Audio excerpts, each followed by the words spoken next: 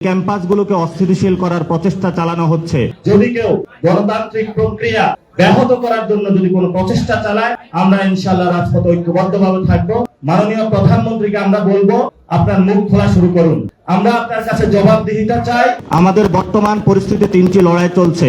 যে লড়াইয়ের মধ্যে অন্যতম একটি লড়াই হলো গণতান্ত্রিক লড়াই। আপনারা দেখেছেন যে ক্যাম্পাসগুলোকে অস্থিতিশীল করার প্রচেষ্টা চালানো হচ্ছে।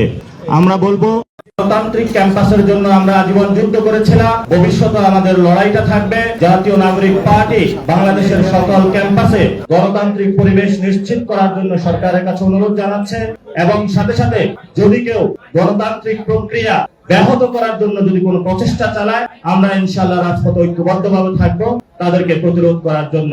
দ্বিতীয়ত যে বিষয়টি, সরকার জ্বালানি সংকট থেকে শুরু করে অনেকগুলো বিষয় বাংলাদেশকে মানুষের সাথে লুকোচুরি খেলছে। আমরা সরকারকে অনুরোধ জানাবো, দেশের প্রয়োজনে যে কোনো কাজে বাংলাদেশের মানুষকে আমরা সার্ভ করতে প্রস্তুত আছি, কিন্তু সরকারকে খোলাসা করে বলতে হবে কেন লোডশেডিং হচ্ছে।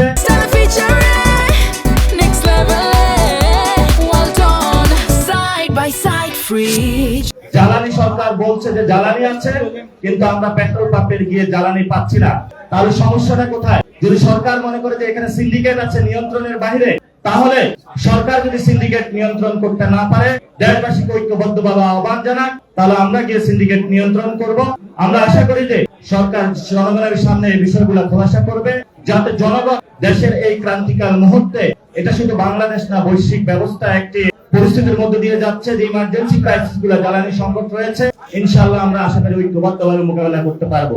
সাথে সাথে বিভিন্ন জায়গায় এসএসসি পরীক্ষার্থীরা আমাদেরকে ফোন দিচ্ছে যে লোডশেডিং এর কারণে তারা পড়াশোনা করতে পারছে না, তাদের পড়াশোনা ব্যাহত হচ্ছে, পরীক্ষার জীবনযাত্রা ব্যাহত হচ্ছে, এবং মার্কেট গুলোতে দেখেছি আমরা যে আমাদের অর্থনৈতিক ব্যবস্থা নিম্নমুখী হচ্ছে, জনগণের নাবিশ্বাস উঠছে, দ্রব্যমূল্যের দাম বাড়ছে। সেই জায়গায় আমরা এটাও চুপিসারে শুনতে পাচ্ছি সরকার মুদ্রাস্ফীতি নিয়ন্ত্রণ করা তো দূরের কথা, সেখানে শুনলাম আমরা নাকি বাংলাদেশ ব্যাংক থেকে হলো গোপনে গোপনে সরকার নোট ছাপাচ্ছে। তো সরকার যদি ফাইন্যান্সিয়াল ফিসক্যাল পলিসি থেকে যেটা আসতেছে আগামী অর্থ বছর, এই সময়ে যদি এটা নিয়ন্ত্রণ করতে না পারে, দেশের সংকটগুলো যদি নিয়ন্ত্রণ না করতে পারে, গণতান্ত্রিক পরিবেশ বাংলাদেশের ক্যাম্পাসগুলোকে নিশ্চিত করতে না পারে, তাহলে অবশ্যই সরকারকে জবাবদিহিতার জায়গায় অবশ্যই আসতে হবে। এই জন্য মাননীয় প্রধানমন্ত্রীকে আমরা বলবো, আপনার মুখ খোলা শুরু করুন। আমরা আপনার কাছে জবাবদিহিতা চাই। আপনি যে কাজটি করেছেন, অ্যাকশনে আমরা রেজাল্ট দেখতে চাই। আপনি বলেছেন সোশ্যাল সেফটি নিডস এর আওতায় বাংলাদেশের অনেকগুলো মানুষকে বিভিন্ন খাতে কার্ড দেওয়া হবে। আমরা এটাকে অভিনন্দন জানাচ্ছি, কিন্তু যে সেখানে যে টাকাগুলা আপনি ব্যয় করবেন, সেটা বাংলাদেশের যে বাজেট রয়েছে কত পার্সেন্ট ব্যয় করছেন, সে টাকাগুলো কোথায় থেকে আনবে, সেটাও জনগণের জানার অধিকার আছে। এবং পার্লামেন্টে সরকারি দল বিরোধী দল আজকে যে আলোচনাগুলো চলছে করছে, এগুলো দেখে আমরা হতাশ।